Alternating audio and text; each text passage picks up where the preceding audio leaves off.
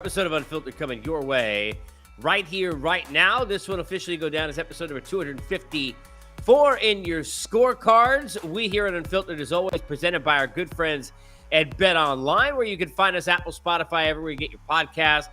If you're already watching on the YouTube channel, welcome, like, subscribe, thumbs up, tell all your friends. If not, get over and tell your friends to go to the artist formerly known as Twitter, X if you will, at Casey Stern. Jump up into the top of the bio.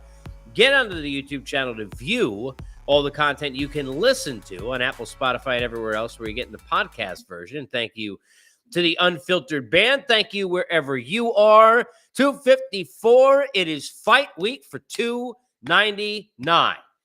And I always love to get into this and preview a little bit on the event side. We're going to start with the main event and then kind of go down because I want to spend more time on Sugar Sean against Cheeto than against the other fights. But I am jacked up for this card. I will sit there and be one of the people who will stake the claim and say, hey, look, in terms of, depth of cards and the prelims, starting with, for example, the curtain jerker being Cody Garbrandt against Figgy, Davison Figueiredo, both of them former champs at 300. You can't compete with that. But you can absolutely stake the claim to 299, a better card than 300. If you want to make that claim, I'm here for it. Let's start with the main event. Sean O'Malley is a prize fighter.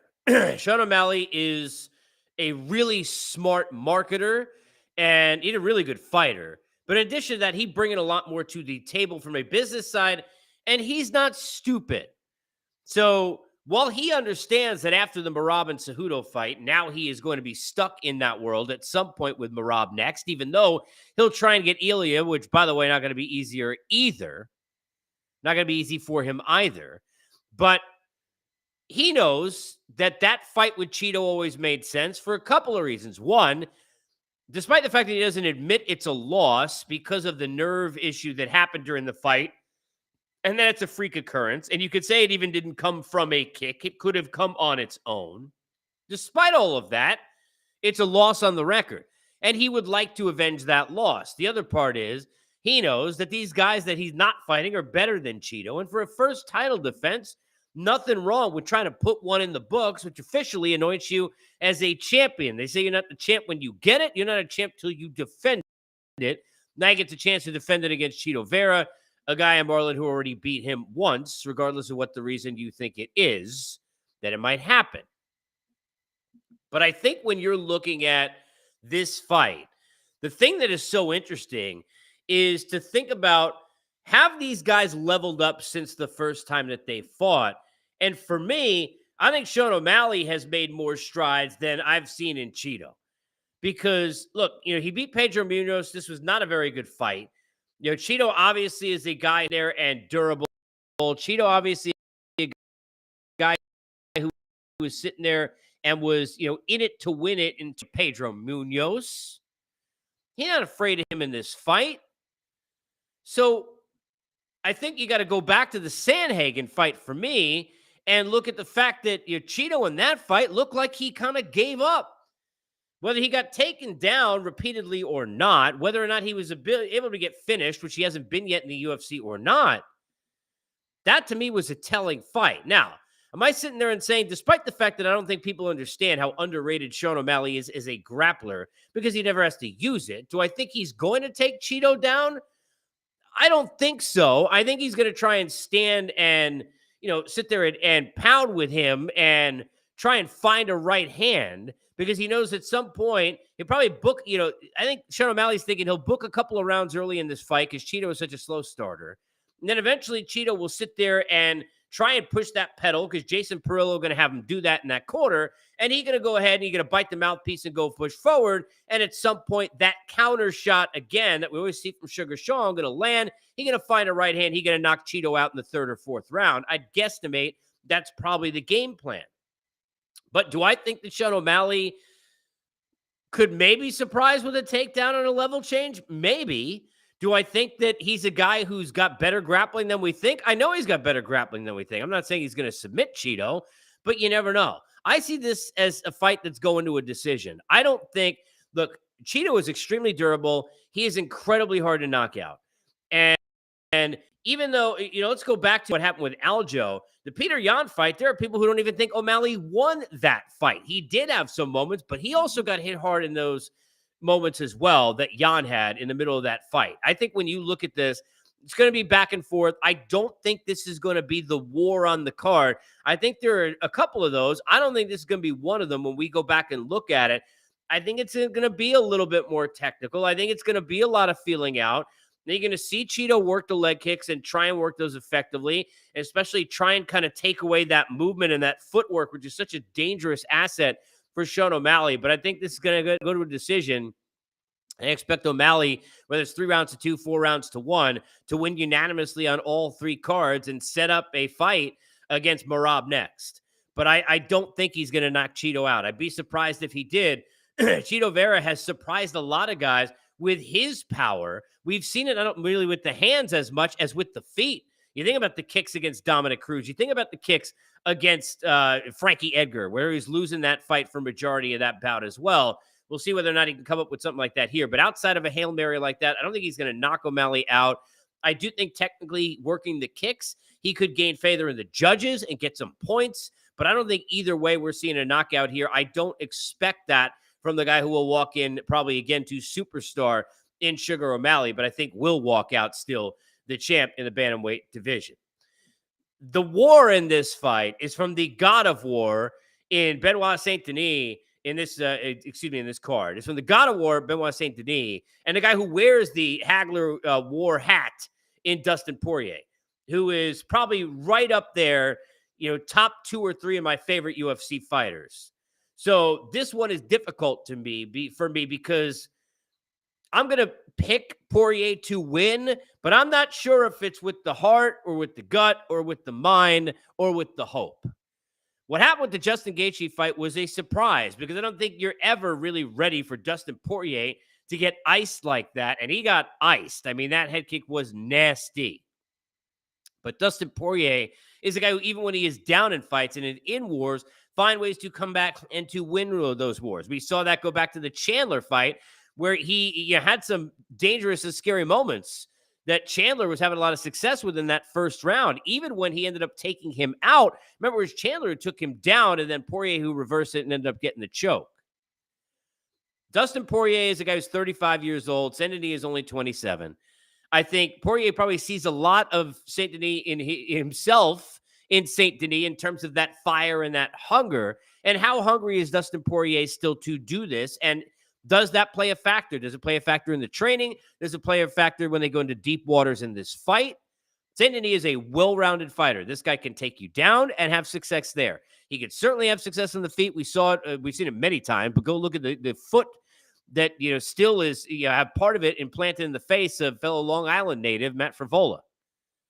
But this is a guy who is dangerous in every way. He's got submission game. He's got ground and pound. He can grapple. He can wrestle. And he certainly can go ahead and take you on the feet as well. But Dustin Poirier, and what makes this so exciting, when you go through it, people, tit for tat, piece for piece, mano a mano, he does all of those things. He can get you on the ground. He has submitted, forget the likes of Chandler and many others during the course of his career. He can show the power with that left hand and with the right, and he is a guy who's got as well-rounded a game as anybody, forget just lightweight division, but in the entirety of the UFC. This is going to be a war. I don't know if this one is going to the cards because of the way that they fight. I could see something where both get into extreme danger in the first couple of rounds. We see the crazy durability of Poirier. We see the fight in the heart of a guy who's a special forces dude. They don't come, by the way, and grow on trees in Saint Denis. And we got, two guys bleeding, looking across from each other, getting ready for a round 5 in this co-main, as it'll be a 5-round fight, and thank heavens for that. I could see that. And I could see it going down, and somebody just finally goes out in the 5th round. I don't think it's going to make it to the end of the 5. I don't think that we're going to see a decision or go to the judges' scorecards because I don't think either of these two are going to let it go there. I think Poirier knows he needs to make a statement by going and ending this dude's run and showing that hungry young lion can't beat him, and he's still here for top fights and for one more run at the title that he's never had. Forget the interim, but the undisputed. I think for Saint Denis, he's the guy who's always going to look a finish. I think we're going to get a finish on either side. I'm hoping it's a TKO from Poirier somehow, but I'm telling you, if you haven't watched Saint Denis, you're going by name, you're making a mistake because Saint Denis is a dangerous, dangerous dude. The UFC does not make fights like this. We rarely ever see a discrepancy where a 3 fighting an 11, and they know what Saint Denis can bring to the table. Going to be a scary fight. MVP Michael Venom Page, a guy who's got a lot of tools in the arsenal, great feet. I mean, karate. Very similar to the things that Kevin Holland, a guy who's got that background of being a mixed martial artist and a martial artist who can do a little bit of everything. You're going to see some crazy kicks in this fight. I think it's a great first kind of test for Michael Venom Page, a guy who's he's seen Bellator, and yes, he's had a lot of different fights. I mean, look, this guy fought Mike Perry in bare knuckle, right? So, he's been around, he's not afraid, but it's a nice first test throwing him right into kind of the semi-deep waters with the Kevin Holland, who, despite having some issues when he was at middleweight, has had a lot of success when he's cut down to this spot here at this weight at welterweight. I'm not sure which way this is going to go. This one's difficult to kind of determine. I'm going to guesstimate that Kevin Holland's going to surprise some people and stop Michael Venom Page.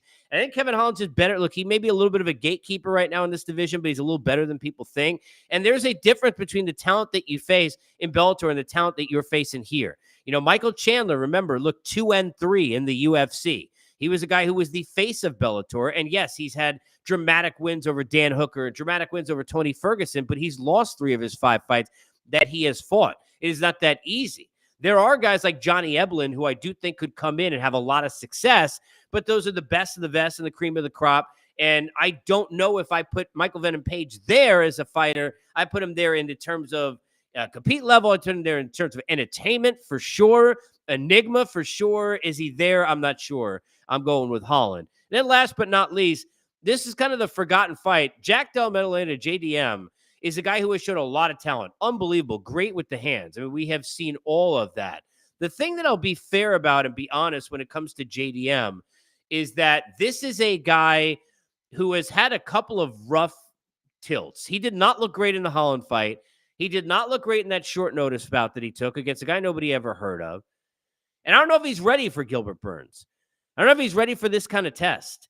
Gilbert Burns is a guy who's got all the hunger in the world now, coming off of just a terrible situation where he fights in Miami in his backyard, got a chance to take out Jorge Masvidal and then turn around in a short notice bout, which put him in a spot for a title. And if it was him and Leon Edwards, not Bilal, the UFC wouldn't be sitting there waiting. They would have put Gilbert in there. He'd probably be on this card against Leon for the belt and have a shot in his backyard.